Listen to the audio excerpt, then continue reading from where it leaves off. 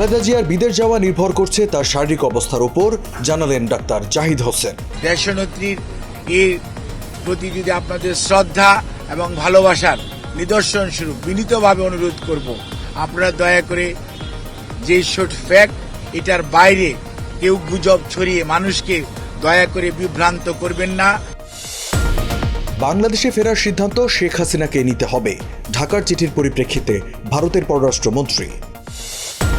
মিত্রদের আসন ছাড়তে হিসেবে বিএনপি জামায়াত, একলা চলনীতিতে এনসিপি।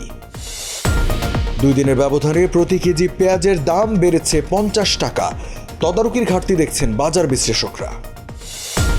এবং দক্ষিণ পূর্ব এশিয়ার 3 দেশে ভয়াবহ বন্যায় মৃত্যুর সংখ্যা ছাড়িয়েছে 1700, ঘর ছাড়া অন্তত 8 লাখ মানুষ। স্বাগত জানাচ্ছি দ্য বিজনেস স্ট্যান্ডার্ডের নিয়মিত আয়োজন টিবিএস রাত 8টার সংবাদে। সঙ্গে আছে আমি রঞ্জু ইফতেখার। দেখছিলেন সংবাদ শিরোনাম, এবারে জানাবো বিস্তারিত। যেখানেই নিরাপদ লেনদেন সেখানেই টেলিক্যাশ। টেলিক্যাশ, নিরাপদ লেনদেন নিমিষেই। রাজধানীর এভার কেয়ার হাসপাতালে চিকিৎসাধীন বিএনপির চেয়ারপারসন খালেদা জিয়া সুস্থ আছেন। 6 ডিসেম্বর রাজধানীর এভার কেয়ার হাসপাতালের সামনে এক ব্রিফিংয়ে এই তথ্য জানান খালেদা জিয়ার ব্যক্তিগত চিকিৎসক ও বিএনপির স্থায়ী কমিটির সদস্য অধ্যাপক ডাক্তার AZM জাহিদ হোসেন। তিনি জানান এয়ার অ্যাম্বুলেন্স প্রস্তুত আছে, তবে চিকিৎসার জন্য খালেদা জিয়াকে বিদেশে নেওয়ার বিষয়টি নির্ভর করছে একান্তই তার শারীরিক অবস্থার উপর। 14 দিন ধরে এভার কেয়ার হাসপাতালে চিকিৎসাধীন বিএনপির চেয়ারপারসন ও সাবেক প্রধানমন্ত্রী খালেদা জিয়া। গত 23 নভেম্বর রাতে শ্বাসকষ্ট দেখা দিলে খালেদা জিয়াকে এভার কেয়ার হাসপাতালে নেওয়া হয়।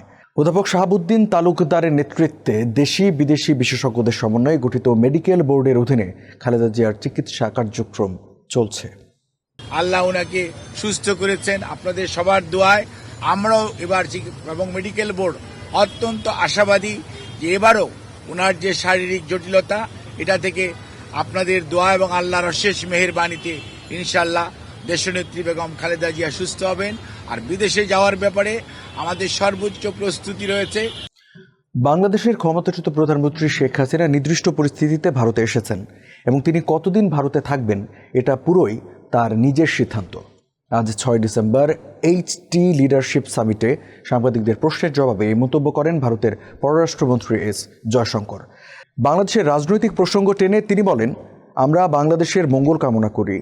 একটি গণতান্ত্রিক দেশ হিসেবে যে কোনো গণতান্ত্রিক দেশই চায় গণতান্ত্রিক প্রক্রিয়ার মাধ্যমে জনগণের মতামতের প্রতিফলন ঘটুক।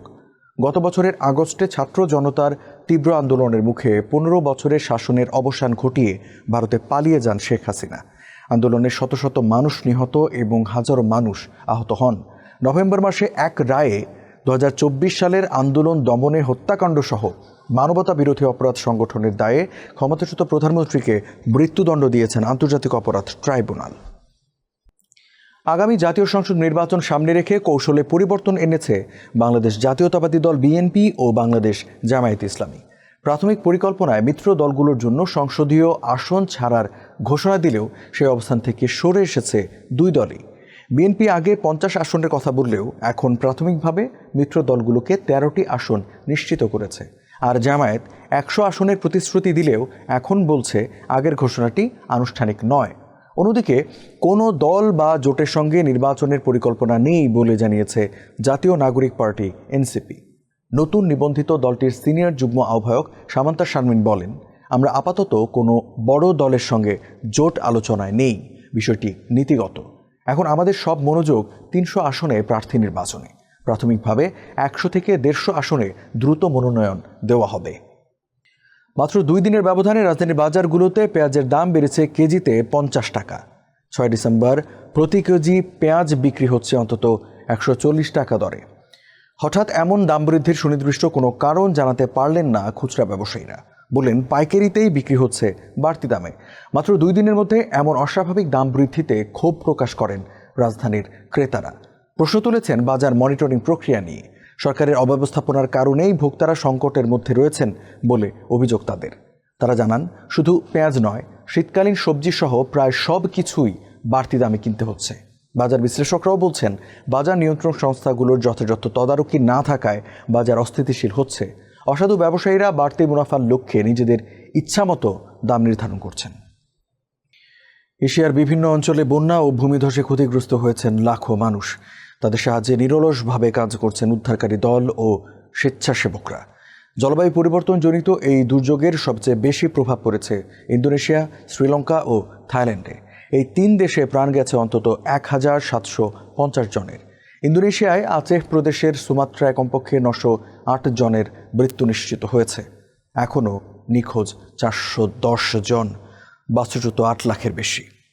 শ্রীলঙ্কায় 607 জনের মৃত্যু নিশ্চিত করেছে দেশটির সরকার, নিখোঁজ আরও 214 জন।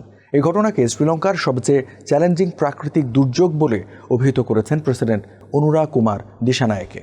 থাইল্যান্ডের রাষ্ট্রীয় সংবাদ মাধ্যমে বলা হয়েছে, বন্যায় কমপক্ষে 276 জনের মৃত্যু হয়েছে দেশটিতে।